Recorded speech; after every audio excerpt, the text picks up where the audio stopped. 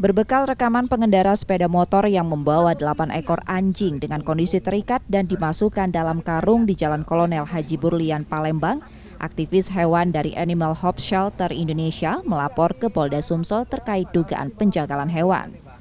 Terlapor yang mengendarai sepeda motor saat itu sempat ditanyai rekan pelapor tentang anjing-anjing tersebut dan terlapor menjawab akan dibawa untuk menjaga kebun. Curiga, aktivis hewan mengajak terlapor untuk ke kantor polisi, namun terlapor kabur ke arah alang-alang lebar. Pelapor menerangkan laporan ini juga menyusul maraknya penjagalan anjing untuk keperluan konsumsi dan Palembang menjadi tempat transit penjualan anjing ke Sumatera Utara. Aktivis hewan juga mendorong agar pemerintah daerah menerbitkan peraturan daerah larangan memperjualbelikan anjing untuk dikonsumsi.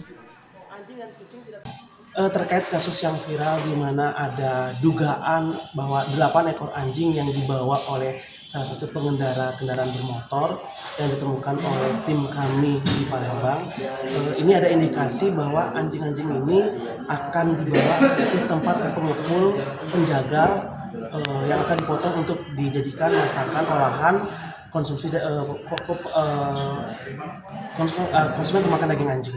Kita lihat dari kondisi anjing saat dibawa pada saat proses transportasinya, di mana mulutnya diikat, keempat kakinya pun diikat dan dimasukkan dalam karung. Hal ini yang biasa dilakukan oleh para pengepul penjaga anjing untuk dikonsumsi.